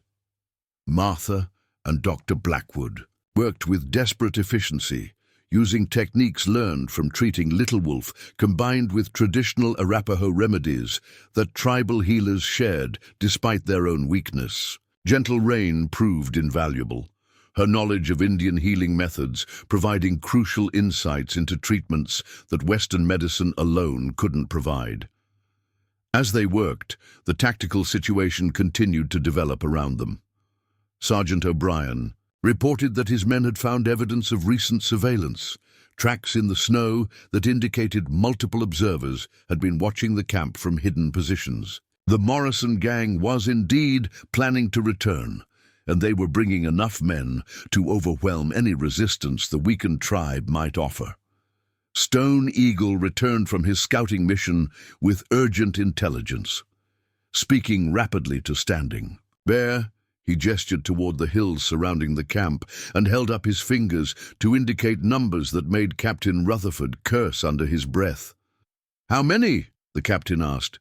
"Stone Eagle counts at least 15 men moving toward us from the north," Standing Bear reported. "They are well armed and moving with the confidence of people who expect no resistance." The numbers were daunting. 15 criminals against 12 soldiers, 8 Mandan warriors, and 2 civilians responsible for medical care. But the tactical situation wasn't hopeless. The expedition had defensive positions, the element of surprise, and most importantly, they were fighting to protect innocent people rather than simply for profit or prejudice. Little Wolf had been helping with medical care, carrying water and supplies with the serious demeanor of someone much older than his years. But now he approached Martha with a request that showed remarkable strategic thinking for a 7-year-old. "Martha, I want to help fight the bad men. Not with weapons, I'm too small, but I know things about fighting that might help." Martha looked at the boy with concern. "Little Wolf, this is going to be dangerous. You should stay with the sick people where it's safer." "Nowhere is safe if the bad men win," he replied with logic that was impossible to argue. "But I know how our warriors fight, and I've watched your soldiers. Maybe I can help them work together better." The offer was both touching and tactically sound. Little Wolf had indeed observed both military and tribal warfare methods, and his ability to communicate between the two groups could prove crucial in coordinating their defense. Captain Rutherford was organizing his defensive positions when Dr. Blackwood made an announcement that changed everything about their tactical situation. "Captain, we have a problem." Several of the Arapaho men, who seemed too sick to fight, are actually recovering faster than expected. They want to join the defense of their camp. The news was both encouraging and complicating. More defenders would improve their odds, but Arapaho, warriors who had never worked with cavalry soldiers or Mandan allies, would add another layer of complexity to an already challenging coordination problem. Chief Greyhawk approached the command group with obvious effort, his illness making every step painful but his determination unmistakable. Through Standing Bear's translation, he made an offer that epitomized the day's theme of unlikely alliances. Greyhawk says his warriors know every rock and tree around this camp. They can position themselves where the bad men won't expect resistance, but they need to know that white soldiers won't shoot them by mistake. The practical challenge of preventing friendly fire incidents between multiple groups who had never fought together was daunting, but Sergeant O'Brien proposed a solution that drew on his years of frontier combat experience. "We'll use the traditional cavalry signals for our movements, but Stone Eagle can teach some of his warriors to understand them, and the Arapaho can use their own signals, but they'll coordinate through Chief Greyhawk and Standing Bear." It wasn't perfect, but it was workable. More importantly, it represented exactly the kind of cooperation that the Morrison gang was trying to prevent through their campaign of biological warfare and manipulation. As the expedition and their new Arapaho allies prepared for battle, Martha continued working to save lives that might be lost, regardless of who won the coming fight. But she also understood that this confrontation would determine far more than just the fate of one Arapaho camp. If their unlikely alliance could defeat the Morrison gang, it would prove that cooperation between different peoples was not just possible, but powerful. If they failed, the criminals' strategy of turning racial groups against each other would succeed, and the frontier would descend into the kind of warfare that could last for generations. The sound of approaching horses carried clearly through the snow-muffled air. The Morrison gang was coming, confident in their superior numbers and expecting to find only dying victims rather than organized resistance. They were about to discover that Martha's simple act of mercy had grown into something they had never anticipated. A coalition of people from different backgrounds, united by shared values and common purpose. The battle for the soul of the frontier was about to begin. The Morrison gang approached the Arapaho camp with the arrogance of predators who had never faced organized resistance. Through the swirling snow, Martha could see them spreading out in a loose line, their confidence evident in their casual posture and unhurried pace. They expected to find a camp full of dying people, not a coordinated defense force waiting in. Carefully prepared positions. Thomas Morrison himself rode at the center of the line, a large man whose reputation for cruelty had spread throughout the territory. Beside him rode his brothers Jacob and Samuel, along with 12 hired guns, whose presence confirmed that this wasn't just another poisoning attack. It was intended to be a complete extermination.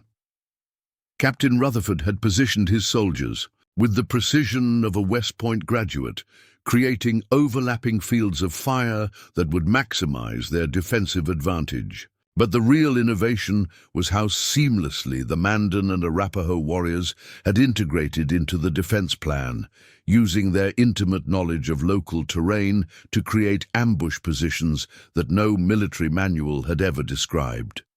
Martha crouched beside her medical station, which had been positioned to provide cover while remaining accessible to wounded from any part of the defensive perimeter.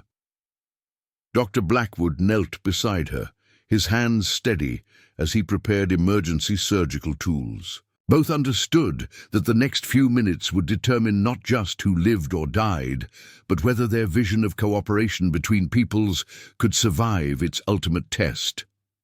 Little Wolf had insisted on remaining with the medical team rather than seeking shelter with the other non-combatants. His young eyes tracked the approaching riders with the serious attention of someone who understood exactly what was at stake.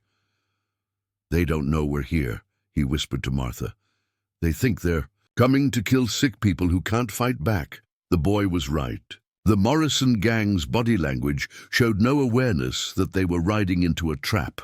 Their biological warfare strategy had worked so well in previous attacks that they had become overconfident, assuming that poisoned tribes would be incapable of meaningful resistance. Thomas Morrison raised his hand to signal a halt when his group reached the edge of the camp. Even from a distance, Martha could hear his voice carrying across the snow as he addressed his men. "Remember, we're here to put these savages out of their misery. Make it quick and clean. We don't want any survivors spreading stories about what happened here." The casual brutality of his words sent chills through everyone who heard them. This wasn't warfare or even criminal violence. It was genocide disguised as mercy killing. Captain Rutherford waited until the gang had spread out into their attack formation before giving the signal that would announce their presence. The sound of 15 rifles being cocked simultaneously echoed across the silent camp like thunder. "Thomas Morrison!" Rutherford's voice carried the full authority of federal law enforcement. "You and your men are under arrest for murder, biological warfare and conspiracy against the United States government. Surrender immediately." The effect on the Morrison gang was electric. Horses reared as riders searched frantically for the source of the challenge, their confident formation dissolving into confused milling as they realized they had ridden into a prepared ambush. Thomas Morrison's response was predictable. Instead of surrender, he drew his pistol and spurred his horse toward what he assumed was the main defensive position. "Kill them all!" he shouted. "No witnesses!"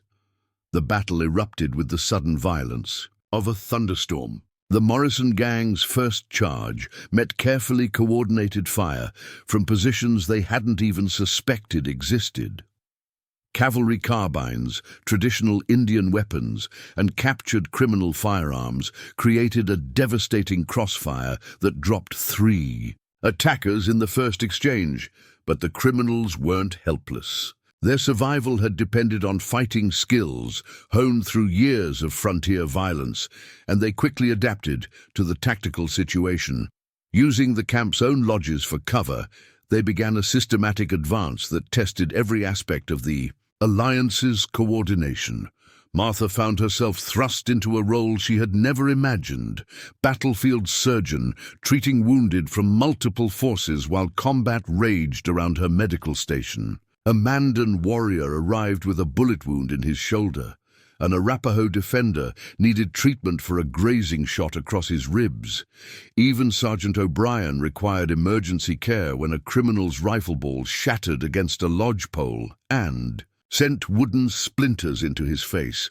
Dr. Blackwood worked beside her with the focused intensity of someone operating under fire for the first time. His civilian medical training had never prepared him for treating combat wounds while bullets whistled overhead, but his competence never wavered.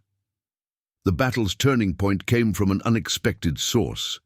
Little Wolf had been watching the tactical situation develop with the strategic awareness that seemed to come naturally to him. When he saw several criminals attempting to flank the defensive positions through a gap in the perimeter, he acted with courage that would have been remarkable in an adult. Racing across open ground under fire, the boy reached Stone Eagle's position and rapidly explained what he had observed. The Mandan war chief immediately understood the threat and repositioned his warriors to counter the flanking movement, turning what could have been a disaster into another opportunity to demonstrate the alliance's tactical superiority. Thomas Morrison himself proved to be as dangerous as his reputation suggested. Fighting with the desperate fury of someone who understood that capture meant execution, he carved a path through the defensive positions that brought him dangerously close to the medical station where Martha was working. "You're the white woman who's been stirring up trouble with the Indians," he snarled, raising his pistol to aim at Martha. "This all started with your bleeding heart interfering in tribal business." The accusation was both absurd and revealing. Morrison blamed Martha's act of mercy for disrupting his systematic campaign of genocide, as if saving Little Wolf's life had somehow violated his right to commit mass murder. But before Morrison could fire, Chief Greyhawk appeared behind him, like an avenging spirit. Despite his illness, the elderly Arapaho leader had found the strength to take up arms in defense of his people. His tomahawk descended with deadly accuracy, ending Thomas Morrison's reign of terror in a single blow. The death of their leader broke the remaining criminals' morale. Some attempted to flee across the snow-covered prairie, only to discover that Mandan's scouts had anticipated their escape routes. Others tried to surrender, but the evidence of their systematic biological warfare campaign left little room for mercy from any of the Alliance forces. By the time the snow stopped falling, 15 criminals lay dead or captured, while the Alliance had suffered only minor wounds. More importantly, the medical intervention had saved dozens of Arapaho lives that would have been lost to poisoning, and the military action had prevented a massacre that could have destabilized the entire territory. But the real victory was symbolic rather than tactical. Standing in the center of the Arapaho camp, surrounded by cavalry soldiers, Mandan warriors, Arapaho defenders, and civilian healers who had worked together seamlessly, Martha understood that something unprecedented had been accomplished. Captain Rutherford surveyed the battlefield with professional satisfaction, but his attention quickly turned to the larger implications of what had occurred. "Mrs. Whitman, what we've achieved here today changes everything about how the territory approaches Indian relations." Dr. Blackwood was already thinking about how to institutionalize the cooperation they had demonstrated. "We need to establish formal medical exchange programs, joint training exercises, combined response protocols for future emergencies." Chief Greyhawk, despite his weakness, insisted on participating in the discussion about what would happen next. Through Standing Bear's translation, he made a proposal that captured the spirit of everything they had accomplished. Greyhawk says, "The Arapaho want to send young people to learn white medicine, as Little Wolf is doing. But he also wants white healers to learn Arapaho medicine, so both peoples can be stronger." The proposal embodied the principle of mutual benefit that had made their alliance possible. Instead of one group teaching another, both would contribute knowledge that enhanced everyone's capabilities. Little Wolf, who had proven himself a warrior despite his age, offered his own insight into how their success could be replicated elsewhere. Other tribes need to see that cooperation makes us stronger than fighting. Other white settlements need to see that helping Indians makes them safer, not more dangerous. Commissioner Wallace, who had remained in Cedar Bluffs during the expedition, would arrive the next day to find a situation that defied all his political calculations. The joint force had not only succeeded militarily, but had created a model of cooperation that could transform territorial policy.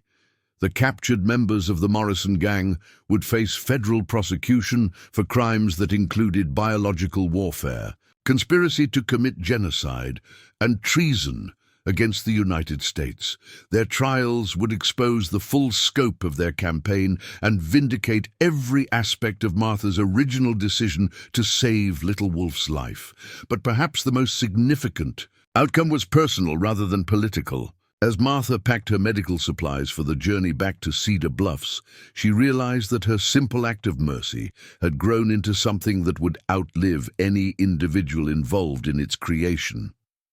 Little Wolf would indeed become the first Indian student in the territorial medical program that Dr. Blackwood established. His success would inspire other tribes to send their young people for education, while his knowledge of traditional healing would enhance white medical practice throughout the region.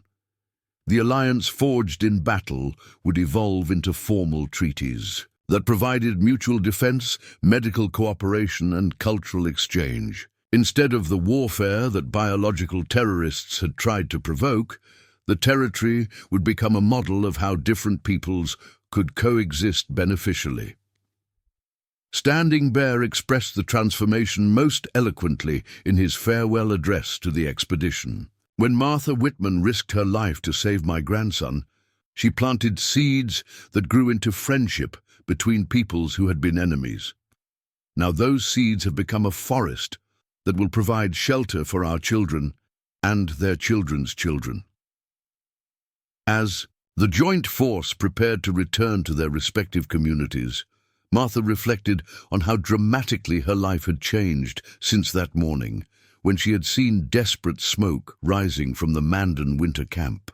Her decision to help a dying child had led to discoveries about systematic genocide, the formation of unprecedented alliances, and the creation of institutions that would shape the territory's future for generations.